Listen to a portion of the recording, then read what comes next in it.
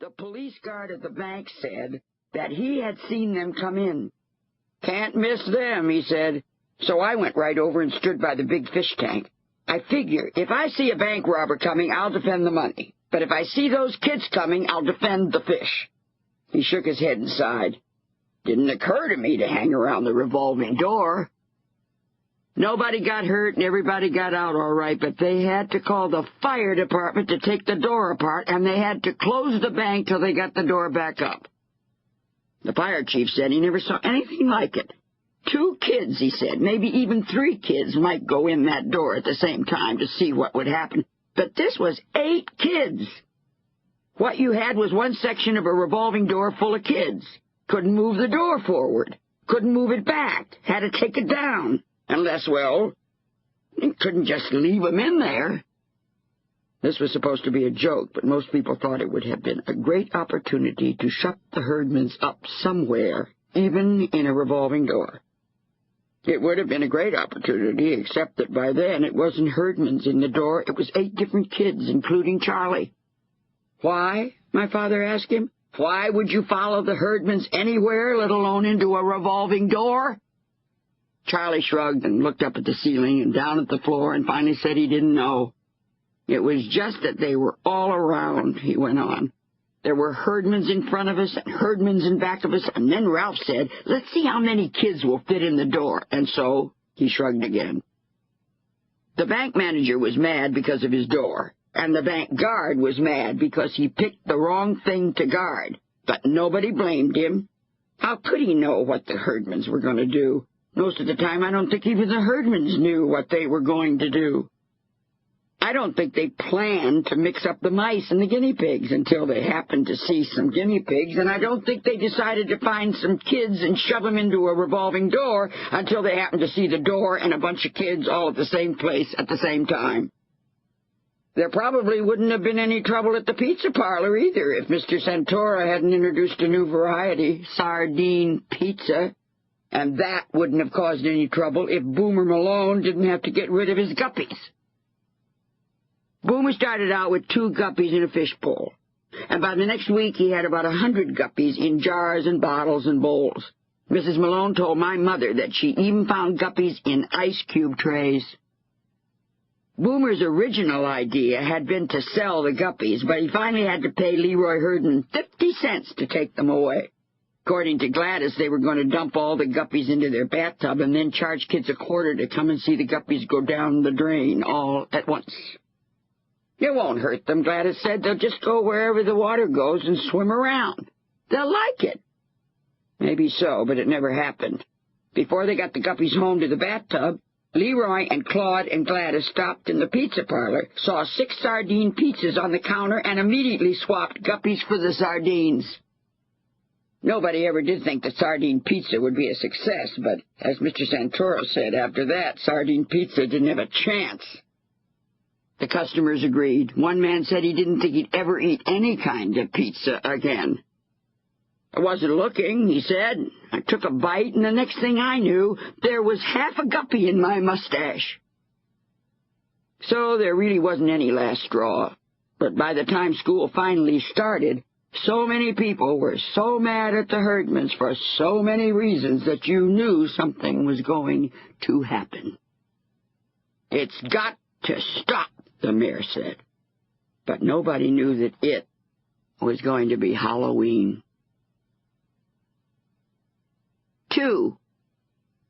It was only natural for people to blame our principal because Mr. Crabtree didn't like Halloween in the first place.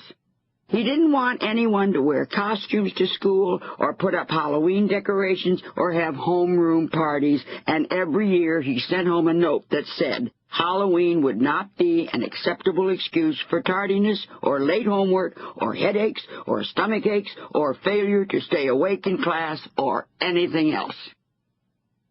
One year, Eugene Preston went trick-or-treating without a flashlight, fell over the Johanneson's bird bath, and broke his ankle, and Eugene was scared to come to school. He even had a dream about it. "Mr. Crabtree took away my crutch," he said, "and he made me hop everywhere, up and down the stairs and outdoors for recess, and he made me play basketball." In my dream, I kept telling him that I had a broken ankle, and he just kept hollering, "No excuse! No excuse!" "Well, that's just silly," my mother said when Charlie told her about Eugene's dream. Mr. Crabtree didn't say anything about broken bones. He was just saying don't stay up past your bedtime and don't forget your schoolwork and don't eat a lot of candy and get sick. What's wrong with that? Nothing if you were a mother. But these were the exact things that Charlie and I expected to do on Halloween. Actually, these were the exact things we did do on Halloween, except for eating too much candy. We never ended up with too much candy, and neither did anyone else, thanks to the Herdmans. They were around every corner, behind every tree on Halloween. They didn't dress up. They didn't have to, because they looked like Halloween all the time. Sometimes kids even dressed up like them. They didn't go trick-or-treating, but they didn't have to do that either, as long as everyone else did, collecting candy and gum and money for the Herdmans to take away from them. Of course, this meant that they had more time than the rest of us. They didn't have to pick out or invent costumes, try them on, and cut holes to see out of. They didn't have to be polite to the neighbors and say thank you and only take one trick-or-treat candy. They didn't have to stay on their own block and come in at 8:30. So they were free to run all over town, starting fires and breaking windows and moving street signs and stealing anything that wasn't nailed down.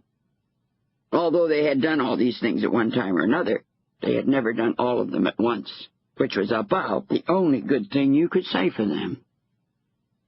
Well, at least they didn't set fire to the hospital, people would say, if they set fire to something else. And when they ran off with the Rotary Club cake, it had Rotary Club Happy Halloween spelled out in M&Ms, and it was supposed to serve 85 people, so I don't know what they ate instead. Everybody said, well, at least it was a cake they stole. It wasn't somebody's life savings. Last year, they jimmied open the cages at the animal rescue and let all the dogs and cats out. The dogs and cats didn't know it was Halloween, or why everybody had on sheets and rubber noses and aluminum foil underwear. And kids didn't know where all the dogs and cats came from. So there was a lot of barking and yelling and crying. Naturally, there were parents trying to find their kids and police trying to get things under control and the dog officer trying to collect whatever animals he could get a hold of, along with the fire rescue truck and paramedics with dog bite medicine. There wasn't anything for the paramedics to do because nobody got bitten and nobody got scratched, but they did have to rescue Alice Wendelken. Like everything else in Alice's life, her Halloween costume always had to be better than everyone else's, more original and unusual, or more beautiful and sparkly. When Alice said trick or treat, she wanted people to gasp at the wonder of her, and maybe applaud. That year, she was a hot dog, with the bun and the mustard and all. At the last minute, she thought it would be more realistic if she smelled like a hot dog. So she cut one up into little pieces and glued them inside the bun part of her costume. It was realistic, all right. Once the dogs got a whiff of Alice, they thought she was lunch, and they all joined in, snuffing and sniffing and licking her. Somebody called Mrs. Wendelken, but by the time she got there and the police had Alice out of her costume, wrapped up in a blanket and sitting in the police car, Mrs. Wendelken didn't see that. What she saw was the remains of the costume, mostly the mustard part and pieces of the bun, and a lot of dogs sitting around licking their chops. Mrs. Wendelken said later that of course she knew the dogs hadn't eaten Alice up, leaving nothing but pieces of mustard and hot dog bun. But think how it looked, she said. Naturally, I got a little excited. My mother said hysterical was more like it, wanting all those dogs locked up for observation in case they were mad instead of just bewildered. Don't forget the Herdmans, I said. She wanted them locked up, too. Of course, none of that happened, so Mrs. Wendelken was furious. She stayed furious, too. And when she heard about the guppies and the revolving door, she said it was obvious that the Herdmans were out of control and there was no telling what they would do this year on Halloween. She wasn't the only one. The police chief said the Herdmans and Halloween together always gave him nightmares, and this year looked like it could be the worst one yet. Then the fire chief chimed in. Do you know what happens to other fire departments on Halloween, he said. Other fire departments get false alarms, a lot of false alarms. I'd love to get false alarms on Halloween. What I get is little